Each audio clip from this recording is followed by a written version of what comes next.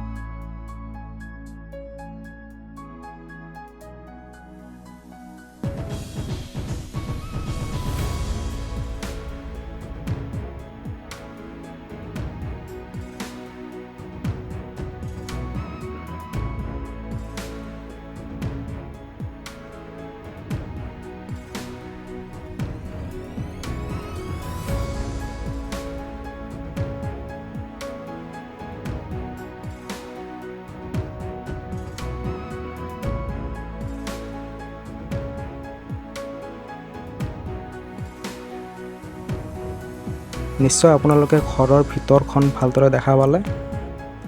এতিয়া আপোনালোকৰ লগত ৰুমৰ চাইজ, দৰজা, খিৰিকী চাইজ থকা ড্ৰয়িং দেখাম।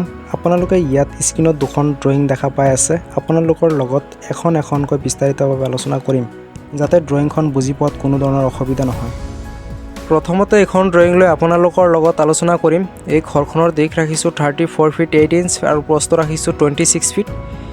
এই ঘৰখনৰ সন্মুখত সৰু সৰুকৈ প'ৰ্চ দিয়া হৈছে। এই প'ৰ্চখনৰ চাইজ 7 ফিট বাই 4 ফিট ৰাখিছোঁ। প'ৰ্চৰ লগতে ঘৰখনত সোমোৱাৰ কাৰণে মূল দৰ্জা দিয়া হৈছে। ইটো দৰ্জাৰ চাইজ 4 ফিট বাই 7 ফিট ৰাখিছোঁ। মূল দৰ্জা দি সোমাই অহাৰ পিছত দেখা পাব ড্ৰয়িং ৰুমৰ ব্যৱস্থা ৰখা হৈছে। এই ড্ৰয়িং ৰুমৰ চাইজ 9 ফিট 9 ইঞ্চ বাই 13 ফিট দিয়া আছে। ইটো ৰুমৰ কাৰণে দুখন খিৰিকী দিয়া হৈছে। ইটো খিৰিকীৰ চাইজ 5 ফিট বাই 4 ফিট আৰু এইটো খিৰিকীৰ চাইজ 3 ফিট বাই 4 ফিট ৰাখিছোঁ। ড্ৰয়িং ৰুমৰ পৰা ঘৰৰ ভিতৰখনত প্ৰৱেশ কৰাৰ কাৰণে ইয়াতে দৰ্জা দিয়া হৈছে। ইটো দৰ্জাৰ চাইজ 3 ফিট বাই 7 ফিট আৰু ইটো দৰ্জা খোলা হিচাপে ৰখা হৈছে। আপোনালোকে ইচ্ছা কৰিলে এইটো বন্ধ হিচাপত ৰাখিব পাৰে, যাতে ড্ৰয়িং ৰুমত বহি থকা আলহী বা বেলেগ মানুহবিলাকে আপোনাৰ ঘৰৰ পৰিৱেশবিলাক দেখা নাপায়। ইয়াতে ডাইনিং এৰিয়া দিয়া হৈছে। ডাইনিং ৰুমৰ কাৰণে ইয়াতে খিৰিকী ৰাখিছোঁ। ইটো খিৰিকীৰ চাইজ 4 ফিট বাই 4 ফিট দিয়া আছে।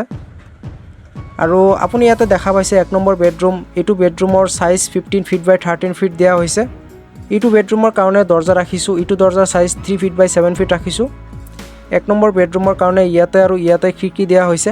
ইটো খিৰিকীৰ চাইজ 5 ফিট বাই 4 ফিট আৰু ইটো খিৰিকীৰ চাইজ 4 ফিট বাই 4 ফিট ৰাখিছোঁ। এইখিনি ফ্ৰী স্পেচ হিচাপে ৰাখিছোঁ। তো আপোনালোকে ইয়াতে দেখাই পাইছে এইখিনি ফ্ৰী স্পেচ হিচাপে ৰাখিছোঁ। আৰু ইয়াতে কমন টয়লেট দিয়া হৈছে। ইটো টয়লেটৰ চাইজ 8 ফিট বাই 7 ফিট ৰাখিছোঁ। টয়লেটত সোমোৱাৰ কাৰণে ইয়াতে দৰ্জা দিয়া হৈছে। ইটো দৰ্জাৰ size 2 feet 6 inch by 6 feet 6 inch ৰাখিছোঁ। আৰু ইয়াতে ভেণ্টিলেটৰ দিয়া হৈছে। ইটো ventilator size 2 feet by 1 feet ৰাখিছোঁ। ইয়াতে 2 নম্বৰ বেডৰুম দিয়া আছে। ইটো বেডৰুমৰ চাইজ 12 ফিট বাই 13 ফিট আৰু বেডৰুমত সোমোৱাৰ কাৰণে ইয়াতে দৰ্জা দিয়া হৈছে। ইটো দৰ্জাৰ চাইজ 3 ফিট বাই 7 ফিট ৰাখিছোঁ। 2 নম্বৰ বেডৰুমৰ কাৰণে ইয়াতে আৰু ইয়াতে খিৰিকী দিয়া হৈছে। ইটো খিৰিকীৰ চাইজ 5 ফিট বাই 4 ফিট আৰু ইটো খিৰিকীৰ চাইজ 4 ফিট বাই 4 ফিট ৰাখিছোঁ। আৰু ইয়াতে গেছ ৰুমৰ ব্যৱস্থা দিয়া আছে। ইটো ৰুমৰ চাইজ 9 ফিট 4 ইঞ্চ বাই 7 ফিট 7 ইঞ্চ ৰাখিছোঁ। এইটো ৰুমৰ কাৰণে ইয়াতে খিৰিকী দিয়া হৈছে আৰু এইটো খিৰিকীৰ চাইজ ৰাখিছোঁ 5 ফিট বাই 4 ফিট। গেছ ৰুমত সোমোৱাৰ কাৰণে ইয়াতে দৰ্জা দিয়া হৈছে। এইটো দৰ্জাৰ চাইজ 3 ফিট বাই 7 ফিট ৰাখিছোঁ। আৰু এইফালে দেখা পাইছে ইয়াতে সৰুকৈ কিটচেনৰ ব্যৱস্থা দিয়া হৈছে। এইটো কিটচেনৰ size 12 fit 9 inch by 6 fit ৰাখিছোঁ। কিটচেনত সোমোৱাৰ কাৰণে ইয়াতে দৰ্জা দিয়া হৈছে। এইটো দৰ্জাৰ চাইজ 3 ফিট বাই 7 ফিট ৰাখিছোঁ। তো আপোনালোকে ইয়াতে দেখাই পাইছে কিটচেনৰ কাৰণে ইয়াতে আৰু ইয়াতে খিৰিকী দিয়া আছে। এইটো খিৰিকীৰ চাইজ 5 ফিট বাই 4 ফিট আৰু এইটো খিৰিকীৰ চাইজ 3 ফিট বাই 4 ফিট ৰাখিছোঁ। ইয়াতে ঘৰখন বনাওঁতে ক'ত আৰু কিমানটা খুঁটা লাগিব সেইটো ড্ৰয়িং দেখাম আপোনালোকক। এইখন ড্ৰয়িঙত এনেকুৱা য'ত ৰঙা ৰং দেখা পাই আছে সেইবিলাকত আপোনালোকে এটা এটাকৈ খুঁটা দিব পাৰিব। আৰু এই ঘৰখনৰ ড্ৰয়িং যদি কাৰোবাৰ লাগে তেনেহ'লে মোৰ লগত যোগাযোগ কৰিব পাৰে। এতিয়া ঘৰখন বনাওঁতে কিমান টকা খৰচ হ'ব সেইটো লৈ আপোনাৰ লগত আলোচনা কৰিম। আপোনাক এটা ৰিকুৱেষ্ট কৰোঁ, যদি এতিয়ালৈকে চেনেলটো ছাবস্ক্ৰাইব কৰা নাই তেনেহ'লে প্লিজ ছাবস্ক্ৰাইব কৰি দিব আৰু কাষত থকা বেল আইকনটো প্ৰেছ কৰি দিব। এই ঘৰখন বনোৱাৰ খৰচ কমপ্লিটলি ডিপেণ্ড কৰিব মেটেৰিয়েলছ আৰু কোনটো ঠাইত বনাই আছে সেইটোৰ ওপৰত। মেটেৰিয়েলছ আৰু ঠাইৰ ওপৰত ডিপেণ্ড কৰি ঘৰখন বনোৱাৰ খৰচ কম বেছি হ'ব পাৰে। এতিয়া আপোনালোকক আনুমানিক আইডিয়া এটা দিওঁ, এই ঘৰখন বনোৱাৰ খৰচ কমপ্লিটলি 10,50,000 ভিতৰত হৈ যাব।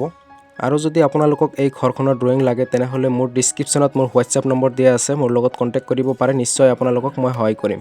যদি ভিডিঅ'টোৰ পৰা অলপ হ'লেও ঘৰ বনোৱাৰ আইডিয়া পাইছে তেনেহ'লে লাইক কৰিব, কমেণ্ট কৰিব আৰু আপোনালোকৰ বন্ধু বান্ধৱীলৈ শ্বেয়াৰ কৰিব। আজিৰ কাৰণে এইখিনিয়ে, ধন্যবাদ।